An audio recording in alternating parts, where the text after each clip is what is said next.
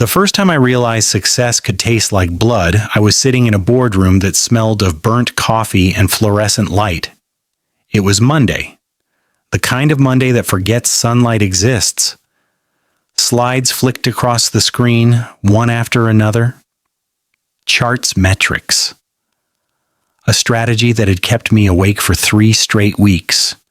My strategy. Daniel stood at the front, sleeves rolled, smile rehearsed, voice honeyed enough to sell frost to fire. Every word coming out of his mouth was mine, down to the typo in slide 9.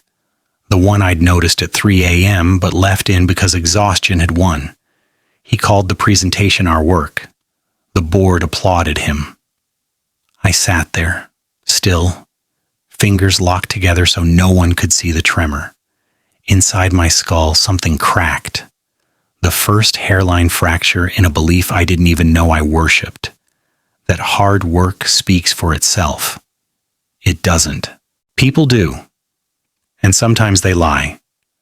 When the meeting ended, Daniel clapped my shoulder like a priest giving a blessing. "You killed it," he said. "Couldn't have done it without you." Couldn't have.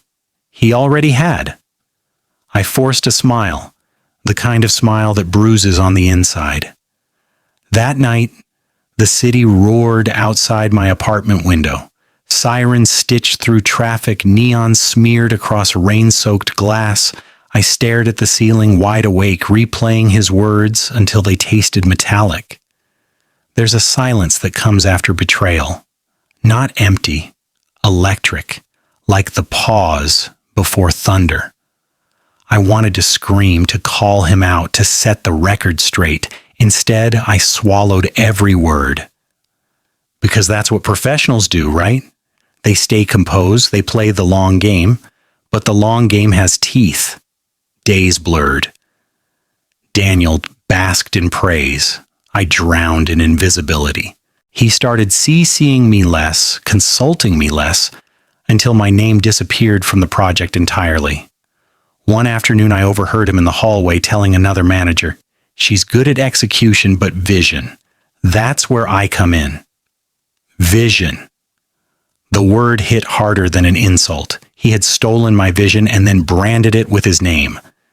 That evening, I packed my laptop, walked out before 5 for the first time in months, and didn't look back when the elevator doors closed. The mirrored walls threw my reflection at me. Tired eyes, clenched jaw, a woman halfway between rage and awakening. Somewhere between floor 12 and the lobby, a thought whispered, "If they can erase you this easily, maybe you never existed the way you thought you did." I stepped into the street and let the rain soak through my coat. Cold, cleansing, cruel. For a while, I tried to move on. I told myself it was fine. I even congratulated Daniel when the company announced him as Innovator of the Quarter. He winked. "Team effort," he said. My stomach twisted. That night, I opened my laptop and began typing. Not another proposal, but a record. Emails, drafts, timelines, proof, every file labeled, every date saved. I didn't know what I'd do with it. I just needed the truth somewhere outside my body. Weeks turned into months. I stopped eating lunch with the team, stopped speaking in meetings, stopped expecting fairness. But silence has a breaking point. It came on a Thursday. Daniel called a staff huddle to brainstorm new initiatives. I sat at the back, half listening, when he pitched an idea so derivative it was practically plagiarism of my own abandoned project.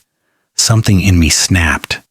Before I could stop myself, I said, "That's not new. That's the same framework from my proposal last quarter." The room went still. He laughed lightly. "Oh, maybe great minds think alike." Everyone chuckled. I smiled back.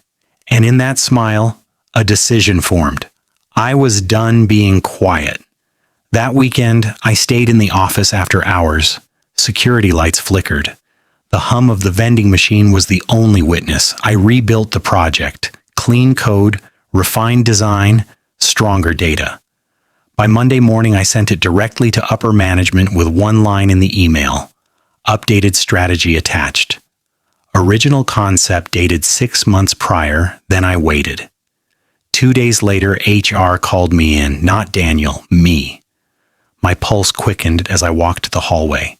I half expected an ambush, another erasure dressed as diplomacy. Instead, 3 managers sat across from me, eyes serious. "We reviewed your submission," one said. "It seems there's been some confusion about authorship." Confusion, the corporate synonym for theft. They thanked me for my clarity and dismissed me. No fireworks, no apology, just quiet acknowledgement. But later that week, Daniel's office went dark. His nameplate disappeared. Officially, he'd resigned. Unofficially, he'd been caught. I thought I'd feel victorious. Instead, I felt empty. Because revenge, when it finally arrives, doesn't roar. It exhales. I packed my things in a cardboard box and left the company 2 days later. Not in shame, not in celebration, just done. Outside, the morning sun reflected off glass towers like broken promises. I looked up and whispered, "Never again." Freedom didn't come with trumpets. It came with silence that didn't hurt anymore.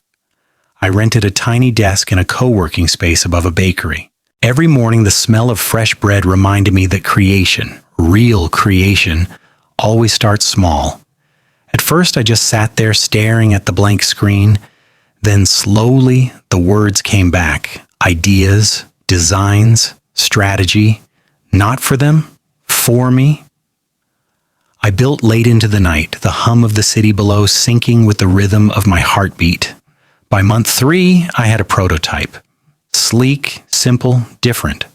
By month 4, I had my first investor meeting. I walked into that cafe wearing the same blazer I'd worn the day Daniel stole my work. But this time, the fear was gone. The investor, a woman named Lydia, listened, nodding, eyes sharp. When I finished, she said, "You're good. You just need to stop waiting for permission." Those words cracked something open inside me. For years, I'd been begging doors to open. Now I realized I could build my own. 6 months later, the startup launched. Small, quiet, but mine. Every headline that mentioned my name felt surreal, like reading about someone else. But every email from women who said, "Your story gave me courage," reminded me it was real. Then one afternoon, a message pinged my inbox. Subject: "Congratulations on your launch. D." I stared at it for a long minute before opening it. "Saw your site." Impressive. Guess we both learned something. No apology, just pride dressed as civility. I hit delete. Sometimes closure is just not answering. That night I walked home beneath the glow of streetlights, the city alive with noise and consequence. For the first time, the chaos didn't scare me. It felt like music I finally knew the words to. I whispered into the air and thank you. Not to him. To the fire that forged me. Because betrayal didn't end me.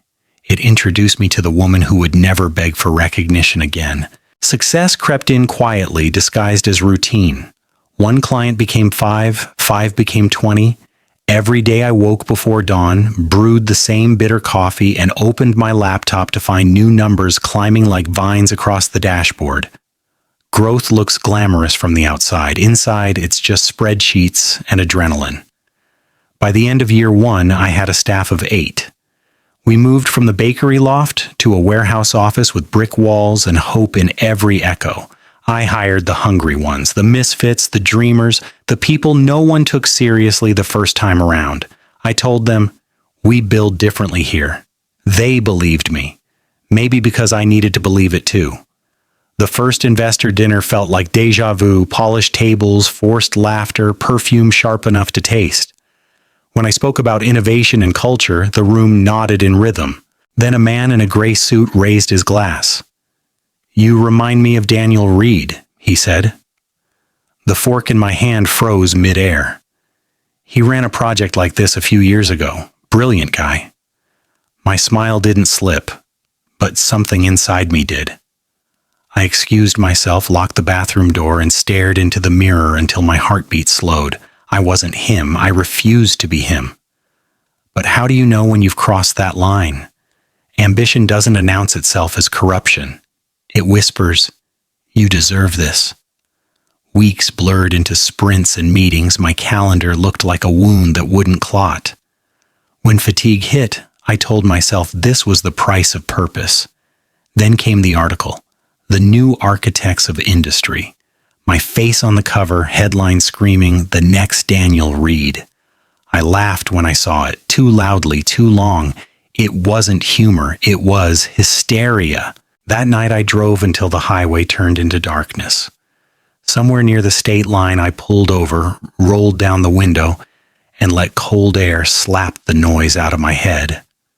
I remembered the girl in that old office, small and shaking, whispering, "Never again." If she saw me now, what would she think? The next morning I walked into work early. The city was still half asleep, so were my doubts. Evan, my operations lead, was already there, music low, typing fast. He looked up, startled. "Didn't expect you this early?" "Can't sleep," I said. He chuckled. "That's how empires are built." Or burned. He blinked. "What?" "Nothing. Just don't ever let this place turn you into a ghost." He grinned, assuming I was joking. I wasn't. By summer, we landed a government contract that doubled our valuation overnight. Reporters called, investors lined up. Lydia, now my closest advisor, pulled me aside after a press event. "Enjoy the spotlight," she said, "but remember, light attracts shadows." I brushed it off then. She was right later. It started as a rumor, a leak of proprietary data. I convened a team meeting, eyes scanning faces that once felt like family. Evan spoke first. "We're on it." Probably just a hack, but something in his tone, too quick, too calm, made my stomach knot. 2 days later, confirmation. The leak traced back to his credentials. Files had been copied onto an external drive during off hours. He sat across from me in the conference room, jaw tight. "I didn't steal anything," he said. "I just wanted to show another firm what we could do." Exposure. The same word Daniel once used in an email when he took credit for my work. I stared at Evan until he dropped his gaze. "Do you know what you've done?" I asked quietly. He swallowed. "I thought you'd understand." "I do," I said, "too well." After he left, I sat alone with the security report glowing on the screen. Every keystroke felt like an echo of my own past. I could ruin him in a single call. Instead, I closed the laptop. Lydia found me an hour later, eyes soft. "You're shaking." "He betrayed me," I said, "and I still don't want to destroy him." "That's growth," she murmured. "No," I whispered, "that's exhaustion." That night, I walked through the city, wind whipping hair into my eyes. For years, betrayal had been my villain. Now it was my mirror. Maybe the test wasn't about surviving it once. Maybe it was about surviving it without becoming it. At dawn, I drafted Evan's suspension notice. No theatrics, no press, just accountability. He never fought it. He just nodded, defeated, and said, "You really are different from the rest." It was meant as a compliment. It felt like a warning. Months passed, the company stabilized, clients stayed. I breathed again, but something inside me had shifted. An understanding that leadership isn't power, it's stewardship. And every title, every trophy is just borrowed until you prove you can carry it with grace. When we hit our second-year anniversary, I threw a party. No suits, no speeches, just laughter, music, pizza boxes stacked like monuments to imperfection. At midnight, I stood on a chair, raised my glass, and said, "To mistakes, ours, theirs, and the ones that made us human." The team cheered. For the first time in years, the sound didn't hurt. Later, alone in the empty office, I opened the old folder labeled Proof. The evidence I'd kept from the Daniel days. Screenshots, drafts, emails. I hovered over the delete key, then I pressed it. One by one, the ghosts vanished. When the final file disappeared, the screen went blank, reflecting only my face. No bitterness. No fear. Just the woman I'd become. Success had come full circle, but peace. That was new. And somewhere deep down, I knew the story wasn't over yet. because life doesn't end when you win. It begins when winning stops being the point. The third winter after I left the company came colder than memory. Frost painted the city in silver and silence. Inside my office, the radiator hissed like an old man keeping secrets, and the floorboards creaked under the weight of success that still didn't feel safe. By then, the numbers were absurd. Press features, awards, another funding round. Everyone around me seemed certain I'd made it. But the human heart has a strange talent for finding unfinished business. Mine whispered one name, Daniel. It started with a headline buried halfway down a business blog. Former executive Daniel Reed launches new venture. The photo was small, but the smirk was the same. I should have scrolled past. Instead, I clicked. His new company was built on ethical innovation. The irony tasted bitter and electric at once. That night, I couldn't sleep. I lay awake counting ceiling cracks like constellations of old anger. Every time I thought I'd forgiven him, some new proof arrived that I hadn't. At 3 a.m., I opened my journal and wrote, "I am tired of fighting ghosts." Then I underlined it until the paper nearly tore. Lydia noticed the next morning. She always did. "You look haunted," she said, sliding a coffee across my desk. "I read about him." Her eyebrows lifted, patient but knowing. And I'm fine." She smiled the way surgeons do right before the incision. "Fine is what people say when the wound's still bleeding." I sighed. "What's the cure?" "Closure," she said, "or conversation. Sometimes they're the same." A week later, I saw him in person, for the first time since the day he lost everything. Industry conference. I was speaking on leadership ethics. He was attending as a guest. Our eyes met across the lobby. He hesitated, then walked over. The crowd seemed to melt away until there was only the hum of the air conditioner and the sound of my pulse. "Amara," he said. My name in his mouth felt like déjà vu. "Daniel." He looked older. The arrogance had softened into something that almost resembled regret. "I heard about what you've built," he said. "It's impressive." "Thank you," I said evenly. He shifted. "I wanted to reach out before, but what?" "Shame," he admitted, "and pride. Maybe both." For a long second, I just watched him. Then I said, "You taught me the cost of silence. I learned the value of my voice because you tried to steal it." He nodded once, eyes bright with something unshed. I deserved worse. "Maybe," I said, "but you get to choose better now." And just like that, the old venom drained away. Not forgiveness born of sainthood, just exhaustion. You can't carry rage forever. It starts to look like you.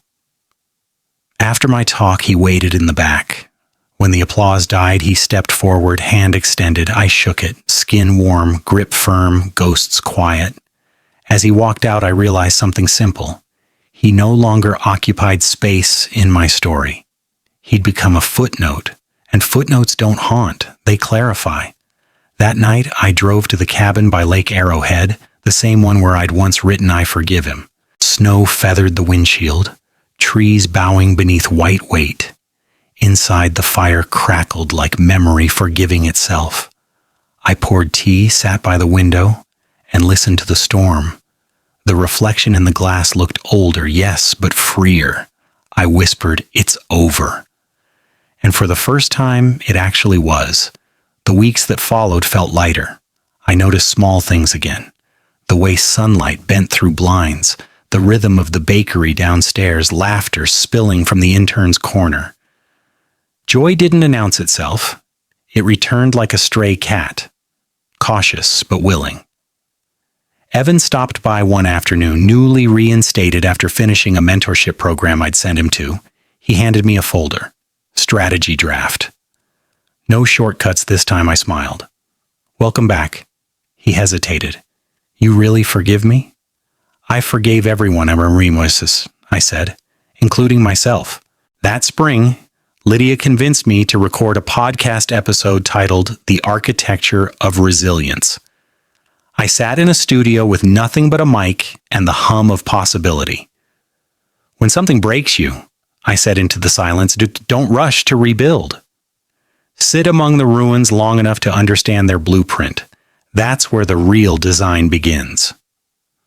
When the episode aired, messages poured in. People I'd never met sharing their own betrayals, their own rebirths. Reading them felt like looking into 1,000 mirrors of my former self. It hit me then. My pain had become public service. A few months later, I launched the Forge Foundation, a sanctuary for professionals starting over after loss or sabotage. The first workshop took place in a rented classroom with flickering lights and coffee in paper cups. 20 strangers sat in a circle, stories heavy in their throats. I told them mine. Not the glamorous version, not the headlines. The nights of doubt, the trembling hands, the morning I almost didn't get out of bed. When I finished, no one clapped. They didn't need to. We just sat there in the kind of silence that heals instead of hurts. One woman whispered, "So it gets better?" I smiled. No. You get better. The world just keeps turning. Months later, the foundation went viral. Videos, interviews, features. But the thing that stayed with me wasn't fame. It was a letter. Handwritten. No return address. I worked under Daniel once. I saw what he did. I thought success meant taking whatever you could. Then I watched what you built. Now I know success means creating more than you destroy. Thank you. I folded the letter and slipped it into my journal. Next to the page that once said, "I am tired of fighting ghosts," I added one line beneath it. Some ghosts turn into guides if you listen long enough. That summer, I stood on a rooftop watching the city burn gold in the sunset. The wind carried sirens and music and everything that makes life unbearably human. I thought about betrayal, forgiveness, power, peace, how they'd all braided together into one long, complicated prayer. The sky shifted pink to violet. I whispered to the wind, "We're good now." And somewhere inside me, the story finally exhaled. The email landed at 5:12 a.m., the hour when even strong coffee tastes like regret. Subject, media inquiry, immediate comment requested. I skimmed the body once, twice, a third time to make sure the words were real. We're running a story on irregularities at the Forge Foundation. Former staff allege funds were misallocated to vendors with personal ties to leadership. We'll publish at noon. Opportunity to comment below. My name wasn't printed, but it was implied in neon. Leadership, personal ties, misallocated.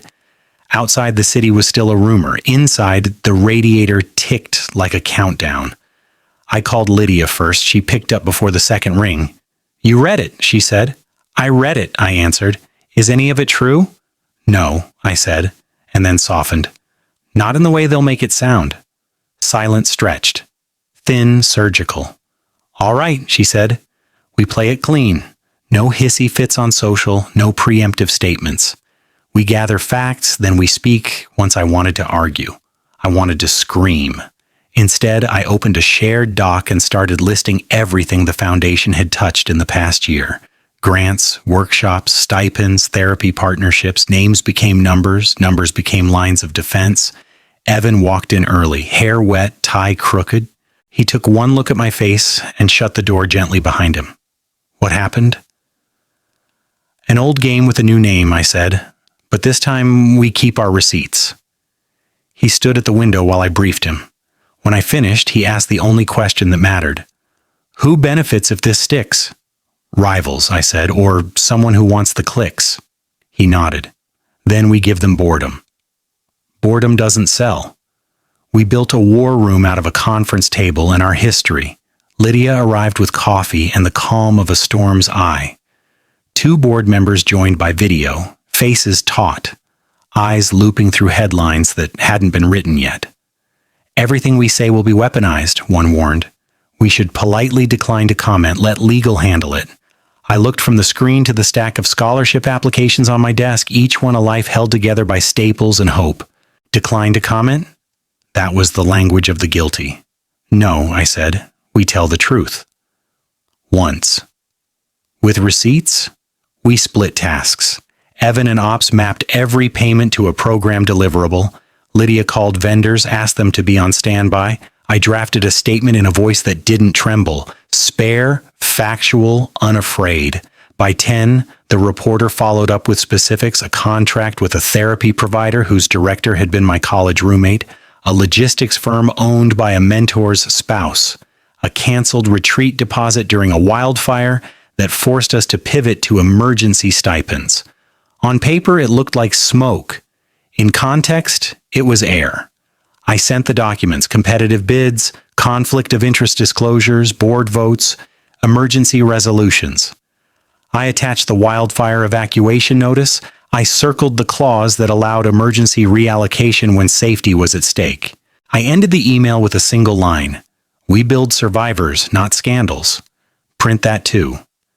At 11:47 a.m., my phone lit up with a text from an unknown number. Careful, Phoenix. This town likes its idols breakable. MM. The same initial stamped on a rumor that had trailed us for months. Maya Cole, founder of a rival resilience accelerator, loud on panels, louder on press. She smiled like a blade. She'd pitched a collaboration the previous fall. I'd declined after her team borrowed event copy word for word. We chose silence then. She'd chosen not to. I put the phone face down. The clock ate 5 more minutes. At noon, the article hit. The headline tried to sound surgical.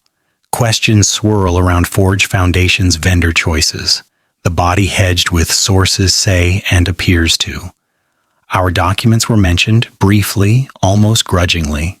A quote from a former staffer said our standards had slipped with growth. The byline belonged to a journalist I respected, someone who often got it right. Today the nuance felt like a shrug. The internet did what the internet does. Cut context, inhaled implication, exhaled outrage. By 12:06 p.m., our mentions were a bonfire. We waited. At 12:21, I posted our statement, screenshots, signatures, timestamps, not defensive, not sweet, just true. Then we closed the apps and went back to work. By late afternoon, a second piece appeared. Forge releases documentation contradicting allegations.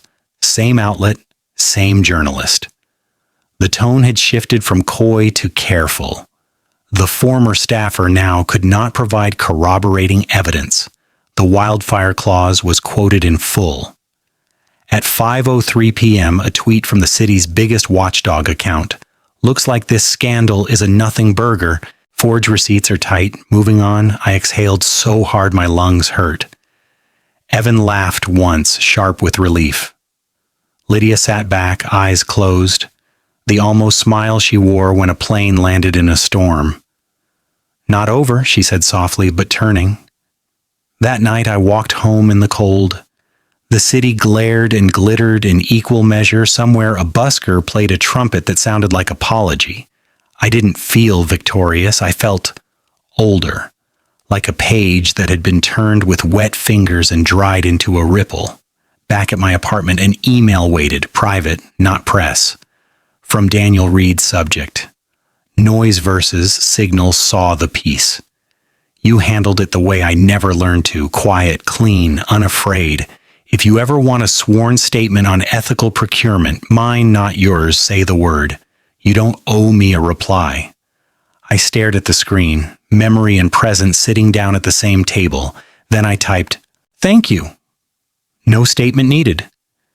Your note is enough. I hit send and watched the message leave like a small boat in calm water. The next morning we gathered the team. I stood without a speech and told them what I would have wanted to hear years ago. We won't be perfect, I said. We will be documented. When we make mistakes, we'll say so.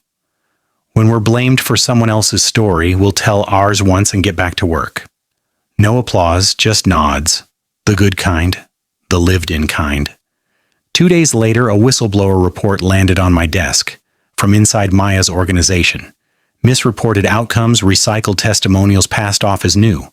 It wasn't schadenfreude. It was a mirror the universe held up and asked what I'd do with. Evan dropped the folder like a hot pan. We could sink her with this.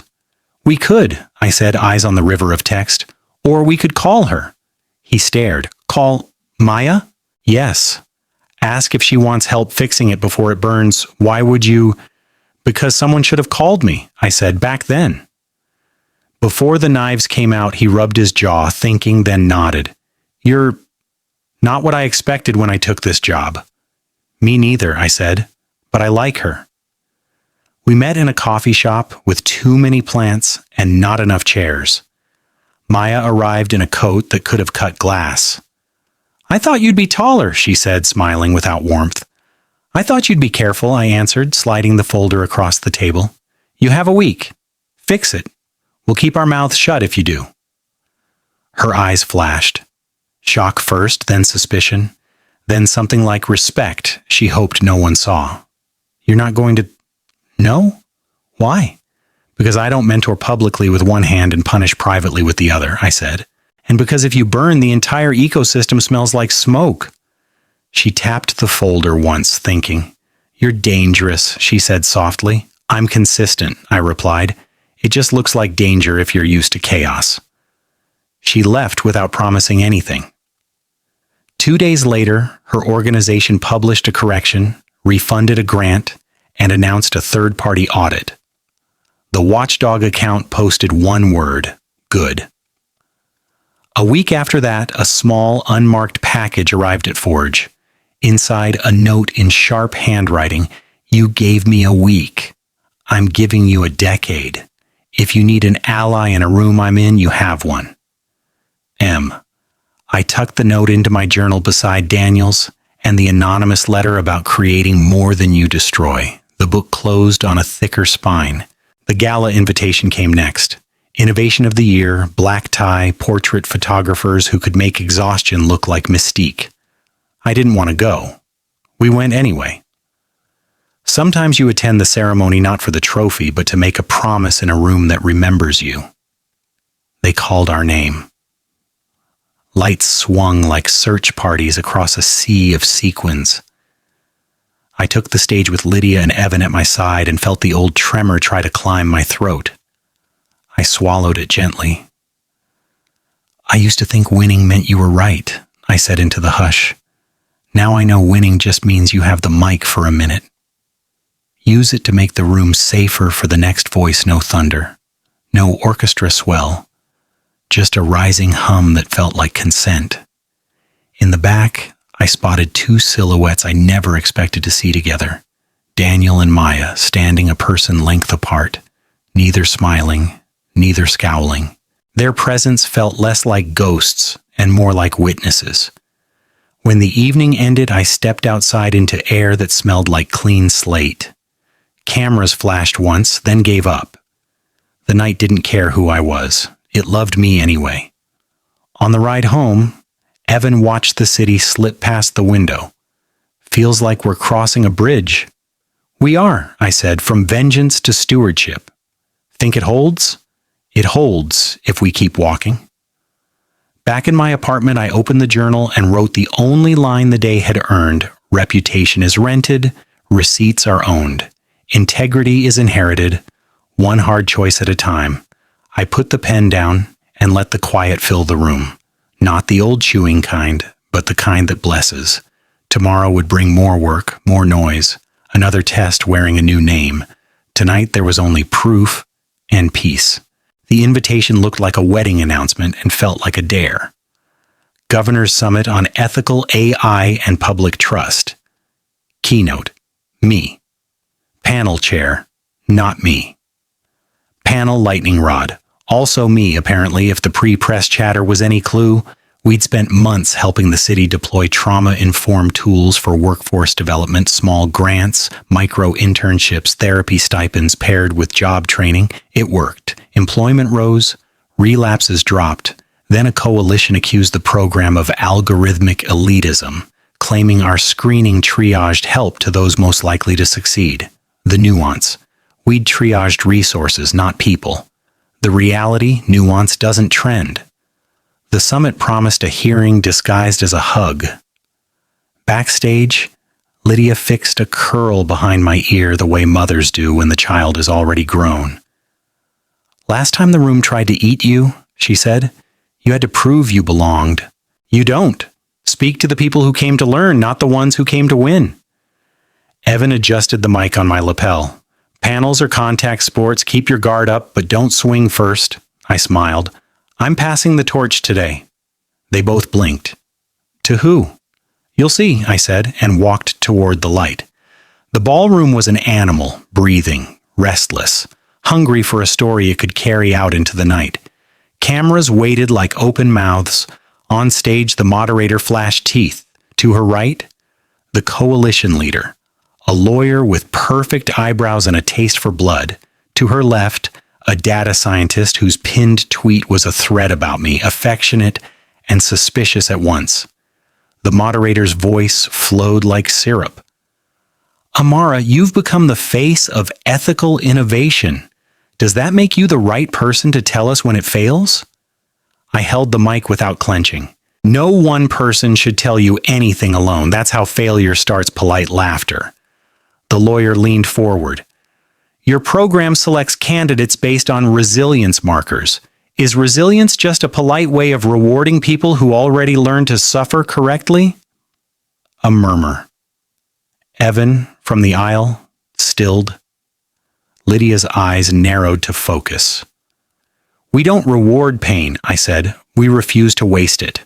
Our model pairs care with capacity. It ensures we don't hand someone a map without a road or a road without a car. The lawyer pounced. So you do choose. And those you don't choose, what do they get besides a nicely worded rejection? Human contact, interim services, and a path to reapply with real support. But you're right, we triage scarcity. The answer isn't to pretend triage is evil. The answer is to make scarcity smaller, more murmur. The moderator cut in, sharp. If scarcity is the problem, why partner with the private sector at all?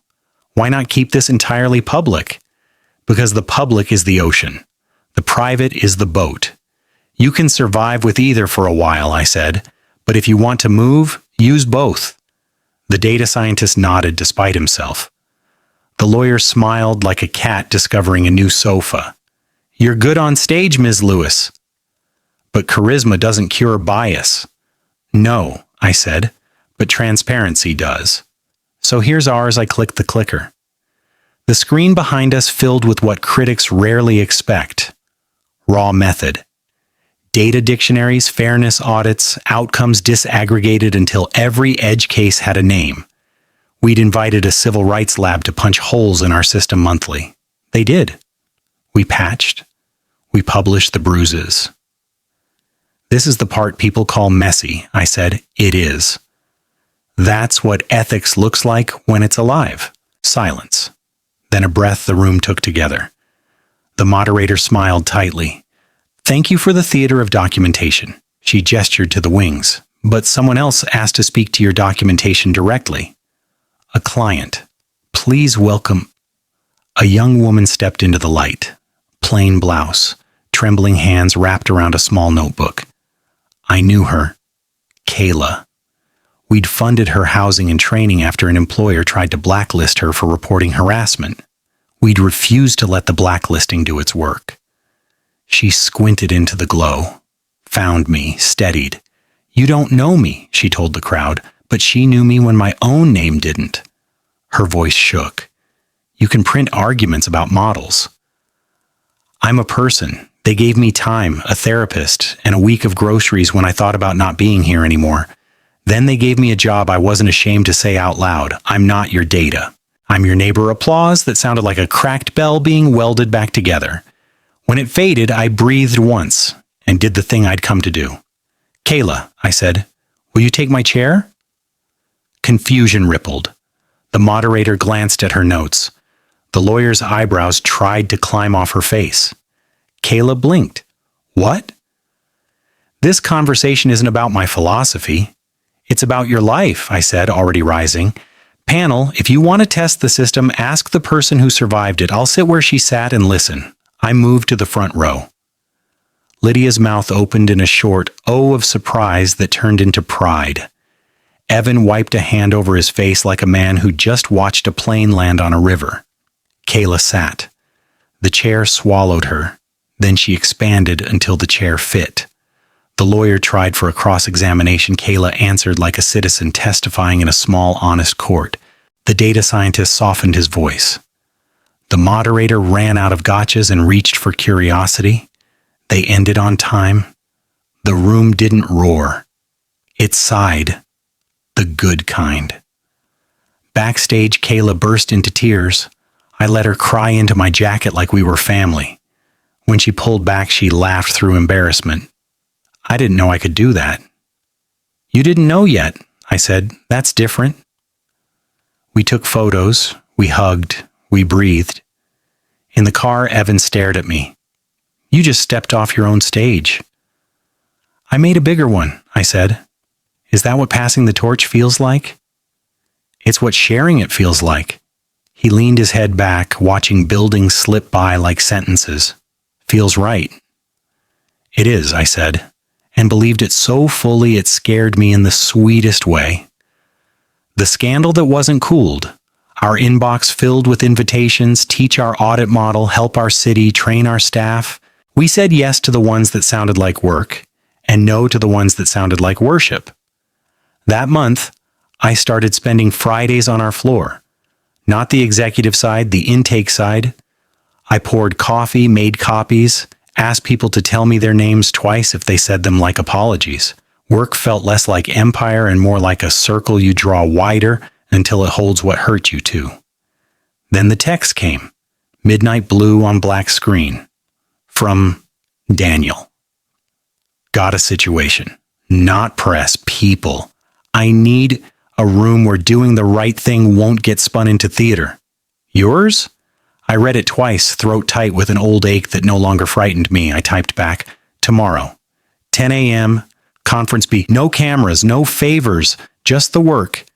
He arrived on time, older in the way kind men look older, edges rounded, ego worn down to usefulness. He carried a box. He set it on the table. He opened it like a man opening a wound.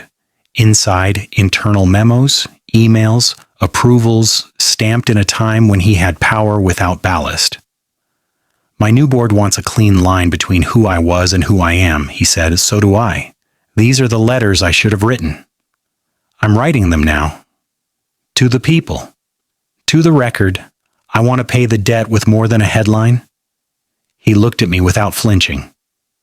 Will you read them? Tell me if they're apologies or cover? I read. Some lines rang like truth. Some sagged like spin. I circled, I cut, I underlined the sentences that hurt and helped in equal measure. At the end, he tapped the pages into a straight stack. You don't have to be this generous, he said. I'm not, I answered. I'm responsible. I was your lesson. Be worth it. He laughed once, short, grateful. You were always the storm. No, I said, standing. I am the harbor. Get it right. He left lighter, box tucked under his arm at a human angle. On my desk, I wrote 3 words on a sticky note and left it on the monitor. Harbor, not hero. The board met in September. The agenda looked ordinary until it wasn't. I'd written my letter weeks earlier, dated it for the day my hand would stop shaking. It said I wanted to step down as CEO at year's end, not to vanish, but to change jobs, chief steward, a title I made up because the work had changed under my feet. Evan would become CEO. Lydia would chair the board. I would build the next thing, a network of small forges in towns that didn't trend. The room listened the way good rooms do, without interrupting, without trying to fix the thing that wasn't broken, just changing. Evan swallowed hard. I'm not you. Thank God, I said, and the room laughed enough to break the spell of fear. You're you. That's why this will work. We voted. It passed. No drama, just relief dressed as paperwork. After we stayed too long at a diner where the coffee tasted like memory and the pie tasted like apology, we toasted with tap water. We didn't need champagne. We had oxygen. The farewell that wasn't a farewell happened on a Tuesday. No streamers, no speech that would trend on Tech Talk. I stood in front of the team and said, I thought betrayal built me. It didn't. Choices did. Thank you for giving me good ones to make. Then I added what I wished someone had told me years ago. Power is a verb, I said. Use it transitively. Pass it on. I put my key card on the table like a holy coin and watched Evan pick it up with a hand that shook just enough to remind him he was alive. We applauded, a soft, honest sound. Then we went to work. I slept that night the way pregnant women in old novels are described, heavy with the next. In the morning I walked without purpose, passing the bakery, the co-working space, the alley where I once solved a problem by crying into my scarf. The city had kept all my versions and judged none of them. Near the park, I saw Kayla on a bench, laptop open, lips moving as she rehearsed. She was prepping a talk at a youth center, her first. I sat beside her. She jumped, then grinned. "You changed my life," she blurted. "You changed it," I said. "I handed you a match." "You built the fire." She closed the laptop, eyes bright and certain. "You know what I'm going to tell them?" she asked. "What?" "That betrayal doesn't make a villain. It offers you one. Inside. You can feed her or you can teach her to cook." I laughed so loud a pigeon flapped away in outrage. "That's better than anything I've said in a year."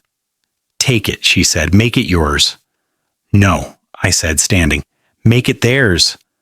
We hugged, a short, fierce thing, and parted like comets going somewhere worth burning for. I didn't write that night. I didn't plan. I watched the window turn from afternoon to gold to velvet, and I let the quiet have me without chewing. When sleep came, it didn't bring the old office, or Daniel's smirk, or a stage I had to defend. It brought a coastline, a lighthouse, a weathered sign with 3 words painted in a hand I recognized as my own. Harbor, not hero. I woke up smiling, ready to build the light.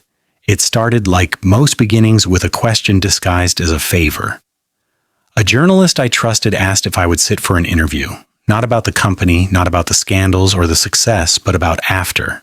"What happens," she asked, "when the story ends but you're still here?" I laughed. "Then you start telling smaller ones." She smiled. "That's the quote I'll use." I spend my mornings differently now.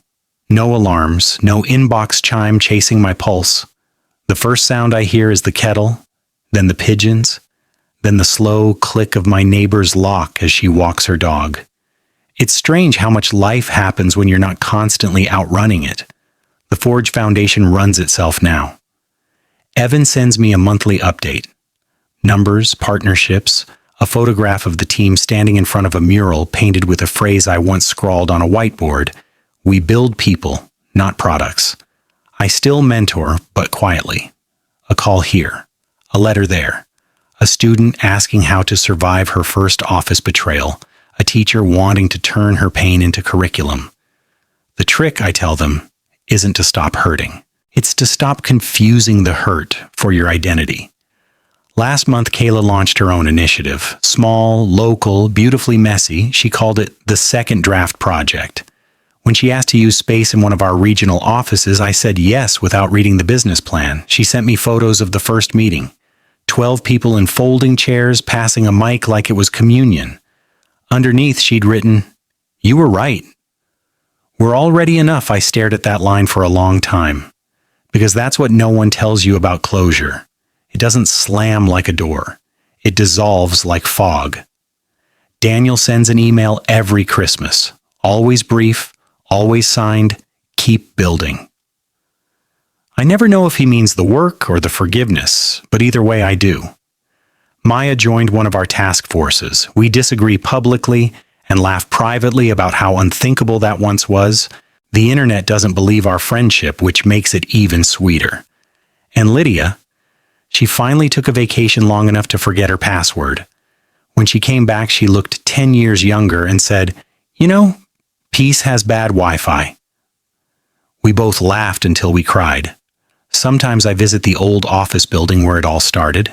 The lobby smells the same, coffee, ambition, printer toner, but the directory lists new names now. I stand there, invisible again, and it feels right. I used to think being unseen was a punishment. Now it's a kind of grace. I walk by the conference room door where Daniel once presented my work as his. The glass still catches the light in the same way, reflecting everything, revealing nothing. I press my palm to it and whisper, "Thank you." Then I leave. The journalist eventually published her piece. The title surprised me. "The Woman Who Retired from Revenge." She'd found the thread I hadn't known I was weaving. In her last line, she wrote, "Amara Lewis doesn't build companies anymore. She builds quiet places where ambition and mercy can share a desk." When I read it, I cried. Not the broken kind, the full kind. The world kept turning. Awards gathered dust. New names rose. New scandals burned. New heroes fell. I learned to let them. Because the secret no one tells you about legacy is that it doesn't belong to you once you've earned it. One evening I stood on the same rooftop where I'd once promised myself never to be small again. The skyline pulsed. Different buildings, same heartbeat. Below, the Forge logo glowed in blue, small against the sprawl, but visible enough to matter. Evan texted me a photo from a gala I hadn't attended, Kayla on stage, holding a crystal award I'd once held. The caption read, "Full circle." I stared at the photo until my vision blurred. Then I set the phone down, closed my eyes, and listened. No sirens, no applause, just the sound of a city forgiving itself. People think redemption is loud. It isn't. It's the moment you finally stop rehearsing your pain. Betrayal didn't build me. I did. And I'm still building, slowly, quietly, with both hands open.